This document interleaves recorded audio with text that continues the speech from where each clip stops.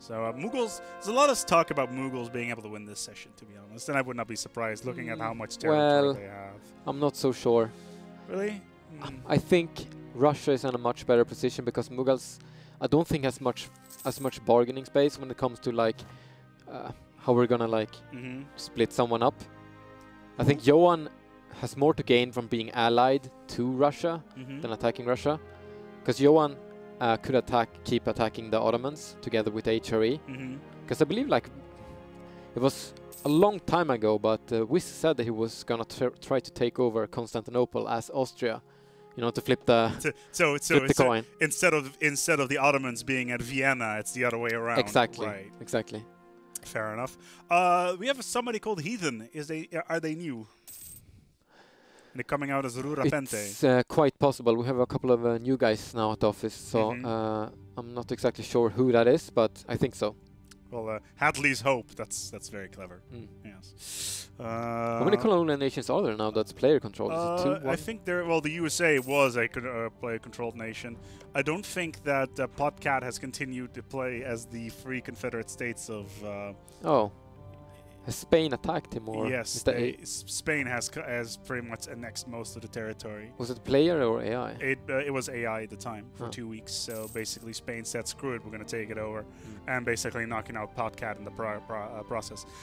Moving over towards Oman, also one of our new employees, doing pretty well actually, considering the circumstances. Looking at their ideas, trade ideas, defensive ideas, expansion ideas, and administrative ideas. Expansion ideas as Oman. There's really not that much space to expand to. Not anymore, no, but it's a good alternative for taking us as one of the first ideas, but I'd still pick trade as the first, because Oman is a small nation. Agreed. So getting the extra merchants gives you the force limit to build more ships. Yeah, and what I like to do in just a single-player game or just an Iron Man mode is actually going exploration ideas right at the bat and pretty much colonizing most of Africa as well as the Indian Ocean. Mainly to find lost airplanes, but that's a whole different story. Still, looking at their technology here, they are still Muslim. They're one of the few nations in the game that is not westernized, but we shall see if anything is going to happen. They do have the opportunity to do so. Weren't they like making a sick amount of money from trade? I think they were actually. They 77. were 77 gold from trade. To check the trade map, we can see if they've mismanaged something since they took over. Let's see how much money is flowing away from Gulf of Aden. Like outgoing 19, yeah. They have no. Where are all their ships? Look, they have like almost no. Well, they've got 42, and that's it. Yeah. And I'm taking a look here at their fleets. Oh, look at this new production interface, so sexy. It has they have 47 ships. So what I think is they actually have 20 ships over in the Gulf of Aden and probably 20 over here in the Indus, and just trying to get as much away from there. Maybe over here as well. Let's take a look at their.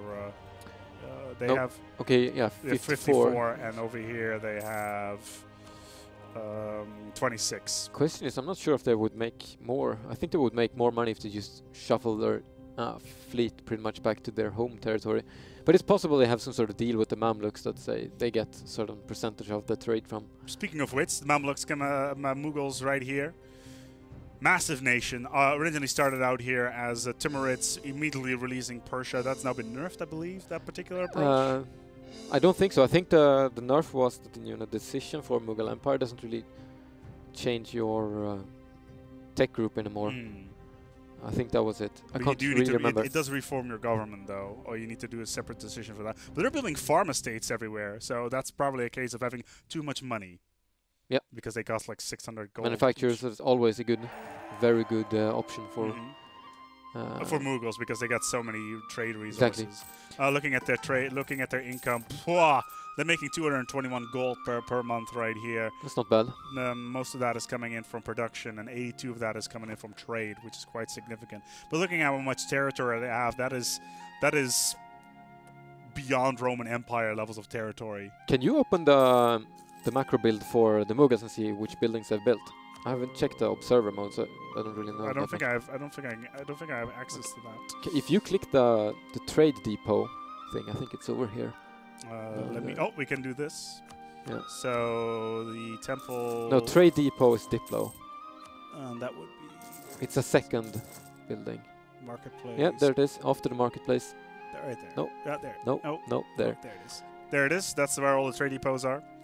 Okay, so he's not built any trade depots. No, he needs to build them That's in all over a very big mistake. He needs to build them all over Hindustan in order to get a lot of traction. Because all of this over here, trade depots are nice, but they're not exactly amazing considering these trade areas are a bit. Well, the thing is, like, if you check the trade depot, it increases trade value by +1. So, like, if you want to increase the economic strength of Russia, for example, trade depots are key to like increasing the amount of trade income you have.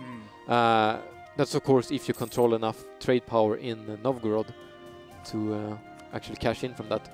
They even don't have marketplaces, so there's quite a ways to go here for the Mughals in order to get their things together. Moving over here towards Nuzia, coming out here is the Mamluks, actually taking over. Nuzia has managed to lose not 1, not 2, but 3 nations so far. As well, he's on his 3rd nation right now, and I don't think he's going to last very long. You mean in this campaign? Yes, in this campaign. Because he started out as Lithuania, then he moved over to Shawnee, and now he's playing as Mamluks.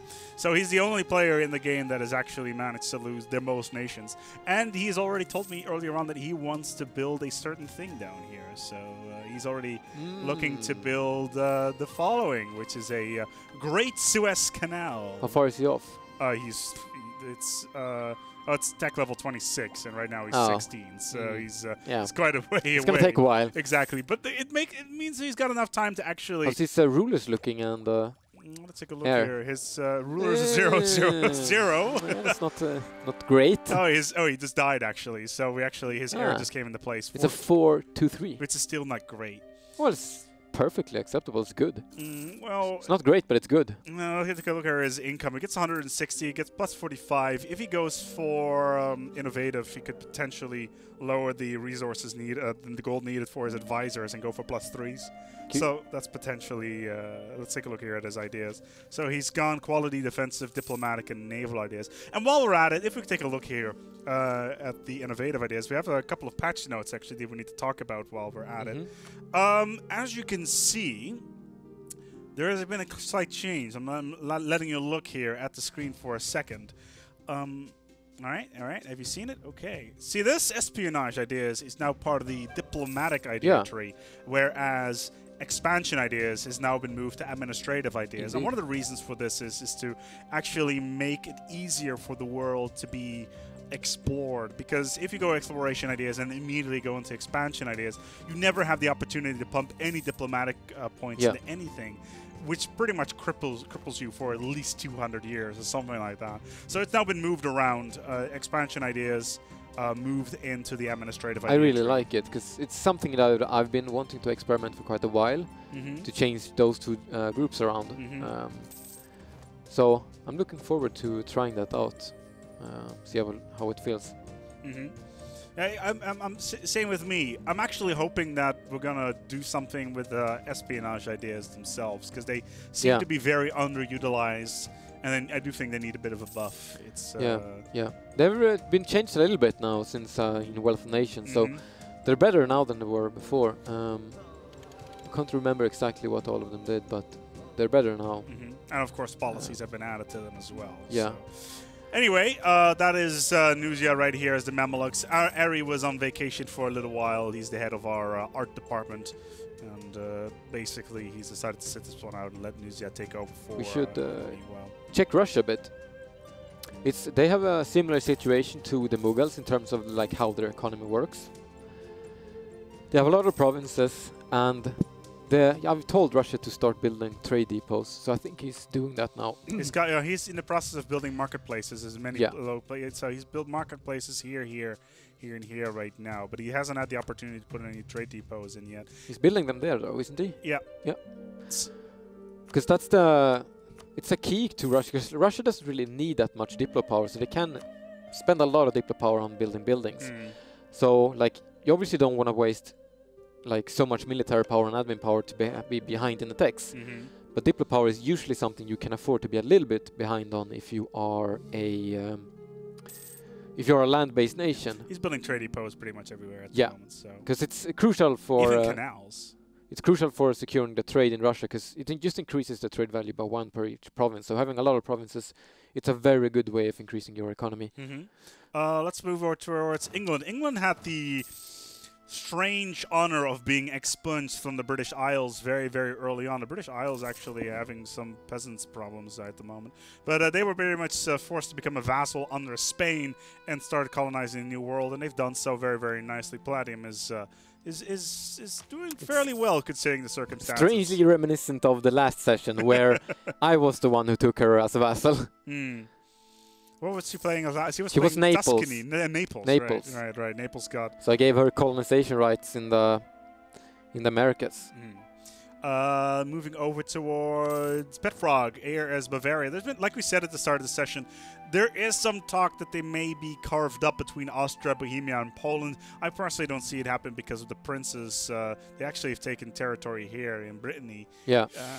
They went pretty nice, but they're scattered all over the place with these enclaves pretty much everywhere. They haven't taken any other territory, so I think that they're pretty much being left in place as buffer zones, if anything else. It's not much to say about them.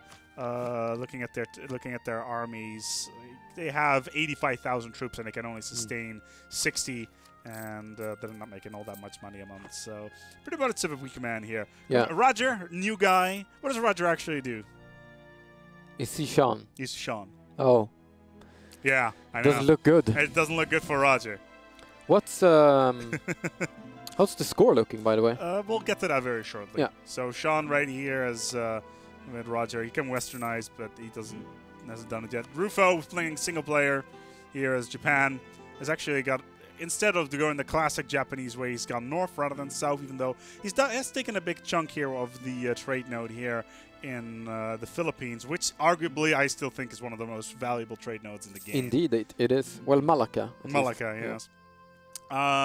Then we have my personal favorite, the United States of America. USA. USA. Let's not do that. It makes everybody embarrassed.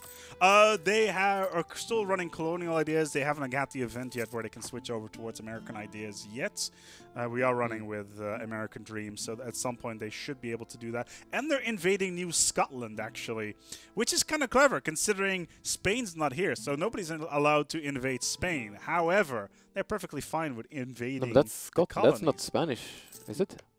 Is that New Scotland? Yeah, I think that's... Oh yeah, it's part of the British Empire. My apologies. It's because of the color. That's probably why. Yeah. It's a bit more of a dull... Scotland is also almost the same color as Spain. Yeah, exactly. But you usually don't see Scotland for very long. No, exactly. Generally, the red growth generally takes over most of the British Isles very, very quickly. So you easily associate yellow with Spain, since Scotland doesn't exist. All right, grab the flag. We need to have the flag. Okay. No, we can leave it on. Okay, the cable's more than long enough. Hope so. Yes, yeah, we have him on. We have Daniel on an extension cord here. Yeah. Because for like 5 minutes before the stream, they're like, you know what? I'm gonna have a guy. Are you gonna hold this end? I can. Well, it's the wrong way around. Okay. I need to hold this side. Okay. There we go. See, there we go. See, it's the Grand Union flags. The way to go. You can poke your head there. See. Where? Here. See? Exactly. Yeah. This is not going to end up in any sort of forum shenanigans at all. I'm not quite sure. Regardless, United States of America is here, rocking the Betty Ross there. Anyway, looking over to them, pretty much the vestments of what Denmark was. Denmark had quite a lot of territory together with U.S., Sweden, and they got pretty much destroyed here by rebels that took over Norway. It was a bit unfortunate. It was a bug, actually. It was more of a bug if anything else. There's actually a patch note about it saying... I think it says anything. Oh, yeah, here we go. A rebel faction can no longer grow to insane sizes and it will only spawn small fort-level forces if it reaches its maximum size. How maximum sizes are actually calculated, I do not know. However, I'm sure that there is some details to be released about that soon. Sevron Kur coming out here as Malaya, classic Malaya, to be honest, and actually getting some colonies in Australia. How's the westernization looking for the eastern nations? Malaya, Ming, and Japan? They're all Western. They're all Western? They're all Western. They westernized like 2 sessions ago. Good. But Malaya is looking very, very good here. Although in technology, they are probably a little bit behind except military. But from an administrative point of view, they are lacking behind significantly. So how's their trade looking? Well, considering it's Malaya, I don't think we need to guess. So I'm just wondering if something is being stolen from them or not. Trade income is... 100 and actually quite low, 59. Yeah, okay, that's not very good. So looking over here, they're taking there's 10 outgoing here in Malacca, and they're sharing the node here with Japan, and they're only getting maybe 10 trade here in the Philippines. So that's a bit low. And of course, they control most of the Australian continent as well. Although there is a glorious Australia down here, which is a Japanese colony. So glorious Australia is down here. And as you can see, the position of New Zealand is not exactly correct. It should probably be over here somewhere. But we want to keep it on the map, so because adding like a whole bunch of space down here can have some impact on CPU and all that.